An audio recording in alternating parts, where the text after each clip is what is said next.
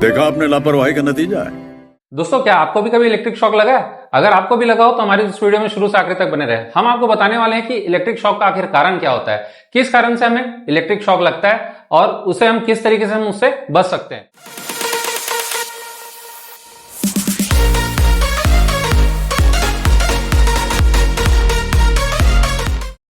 Hello guys, welcome back to my YouTube channel TD electrical and works. एक बार फिर से आप सभी का बहुत बहुत स्वागत है हमारे इस यूट्यूब चैनल पर। आज हम फिर से एक नए टॉपिक के साथ लाते हैं और आज का टॉपिक बहुत ज्यादा इंटरेस्टिंग होने वाला है, तो हमारी इस वीडियो को शुरू से आखिर तक देखिएगा। दोस्तों, आज बात कर रहे हैं हम इलेक्ट्रिक शॉक के बारे में। इलेक्ट्रिक शॉक यानी करंट हमें जब भी लगता है तो हम उसे इलेक्ट्रिक शॉक कहते हैं।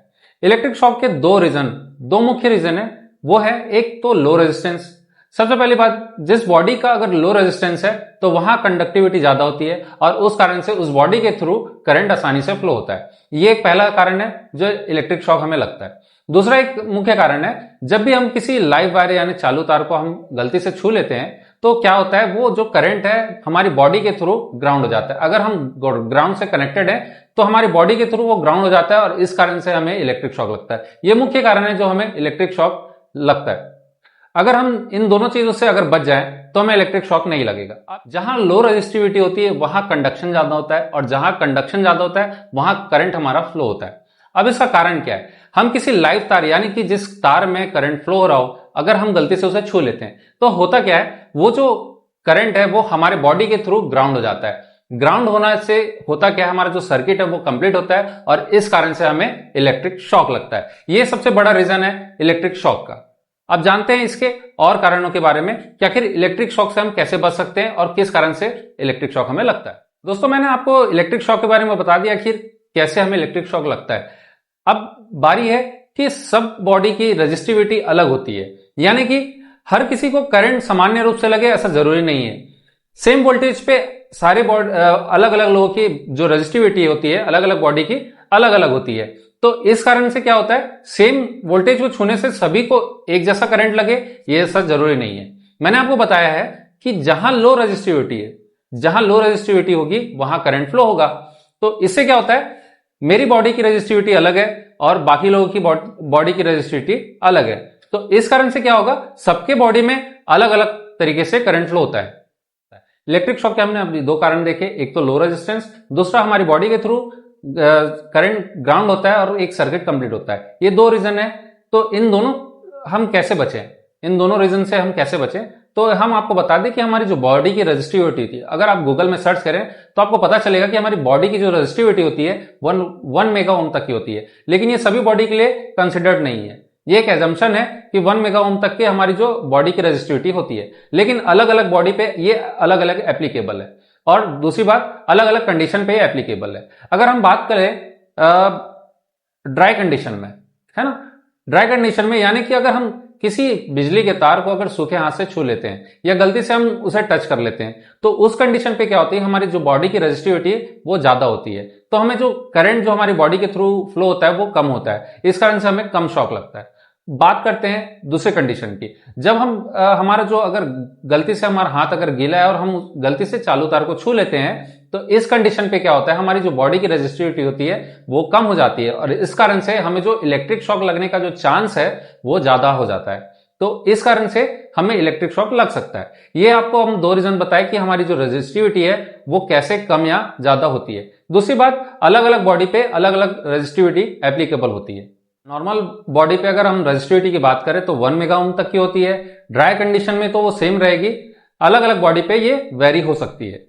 इसी कंडीशन में अगर हम देखें वेट कंडीशन की, यानी कि अगर हम गीले हाथ से किसी वायर को छू लेते हैं तो उस टाइम पे हमारी जो बॉडी की रेजिस्टिविटी होती है वो 1000 ओम तक की हो सकती है। इसी बात में अगर हम वोल्टेज के वैल्यू को अगर बढ़ा दें, यानी कि अगर हम हाई वोल्टेज के तार को अगर गलती से छू लेते हैं तो उस टाइम पे हमारी जो बॉडी की रेजिस्टिविटी वो बहुत कम हो जाती है, वो लगभग 500 ओम तक की हो जाती है। तो इस कंडीशन पे हमें ज्यादा से ज्यादा वोल्टेज फील हो सकता है, यानी कि ज्यादा करंट हमें लग सकता है। अब बात करते हैं करंट की। करंट आखिर फ्लो कैसे होता है, वो एक सर्किट कंप्लीट होने पे करंट हमारे बॉडी के थ्रू फ्लो होता है। तो हम उस सर्किट को कंप्लीट होने से कैसे रोक सकते हैं? हमें एक प्रॉपर इंसुलेशन की जरूरत है। प्रॉपर इंसुलेशन मतलब हम जब भी किसी इलेक्ट्रिक का यानी कि बिजली का काम करते हैं या फिर लाइव वायर चालू तार पे हम अगर काम करते हैं तो हमें एक प्रॉपर इंसुलेशन की जरूरत होती है। या तो हम प्रॉपर इंसुलेशन में हम ग्लव्स का इस्तेमाल कर सकते हैं, सेफ्टी ग्लव्स का, या फिर हम शूज का इस्तेमाल कर सकते हैं, जिससे हमारे बॉडी के थ्रू अगर करंट फ्लो भी होता है तो वो ग्राउंड ना हो, कोई सर्किट कंप्लीट ना हो, इससे हम शॉक लगने से बच सकते हैं। दोस्तों हमने अभी जान लिया है कि हमें किस कारण से करंट लगता है और कैसे हम उससे बच सकते हैं। अब बात करते हैं कि अगर करंट हमें गलती से लग जाता है तो क्या क्या इफेक्ट हो सकता है। अब ये डिपेंड करता है करंट के नेचर के ऊपर, वो कितने एम्पियर का करंट हमें लग रहा है। ये डिफरेंट बॉडी पे डिफरेंट इफेक्ट कर सकता है, क्योंकि हमारे सबकी बॉडी की रेजिस्टिविटी अलग होती है। तो जानते हैं कि आखिर करंट किस कंडीशन पे ज्यादा लग सकता है और हमें किस तरीके से डैमेज कर सकता है। दोस्तों अगर हमें 1 मिली एम्पियर तक का अगर करंट लगता है तो उतना हम बेयर कर सकते हैं, यानी हमारी जो बॉडी की रेजिस्टिविटी है उतना बेयर कर सकती है, यानी हमें कोई भी नुकसान नहीं होने वाला, बस एक हल्का सा आपको शॉक महसूस होगा। यदि इसी की जगह अगर आपको 16 मिली एम्पियर तक का अगर करंट लगता है तो ये क्या होता है, मैक्सिमम हमारी जो बॉडी की कैपेसिटी है ये 16 मिली एम्पियर तक की है, यानी इस कंडीशन पे हमें ज्यादा से ज्यादा शॉक लग सकता है। ये सबकी बॉडी की रेजिस्टिविटी के ऊपर डिपेंड करता है। इसी के आगे अगर हम 200 मिली एम्पियर की बात करें तो ये हमारे डिफरेंट ऑर्गन को डैमेज कर सकता है, जैसे कि पैरालाइज या हार्ट अटैक जैसे प्रॉब्लम क्रिएट कर सकता है। यानी अगर इतने मिली एम्पियर तक का अगर करंट हमें लग जाता है तो हम पैरालाइज हो सकते हैं या हमें हार्ट की प्रॉब्लम हो सकती है। यहीं अगर बात करें 200 मिली एम्पियर से ऊपर की, तो 1 एम्पियर या फिर 2 एम्पियर अगर एसी करंट हमें लगता है तो फिर तो ये समझ लीजिए कि आपके सारे ऑर्गन डैमेज ही हो गए, आपके स्किन टिश्यूज सारे डैमेज हो सकते हैं। तो इतना अगर आपको करंट लगता है तो आपका बचना नामुमकिन है। दोस्तों हमने अभी करंट के नेचर को समझा, किस कारण से करंट लगता है और हम उसे कैसे बच सकते हैं, और साथ में हमने जाना कि करंट लगने से क्या क्या हमें इफेक्ट हो सकता है इलेक्ट्रिक शॉक से। हमने ये सारी चीजें जान ली। अब बात करते हैं कि इससे बचे कैसे।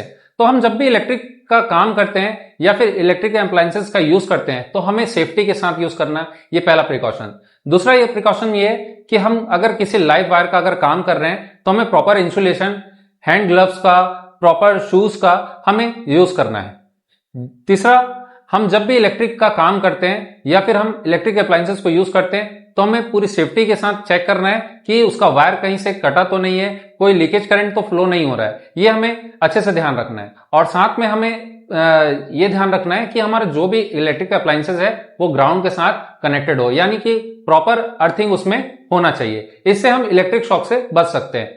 अगर आपने इतना काम किया तो आप इलेक्ट्रिक शॉक से बच सकते हैं। दोस्तों आपको ये जानकारी कैसी लगी हमें कमेंट करके बताएं, और यदि आप हमारे चैनल में नए हैं तो हमारे चैनल को सब्सक्राइब करें और इस वीडियो को ज्यादा से ज्यादा लोग तक शेयर करें, ताकि ये नॉलेज और भी लोग तक शेयर हो सके और लोग इलेक्ट्रिक शॉक से बच सके।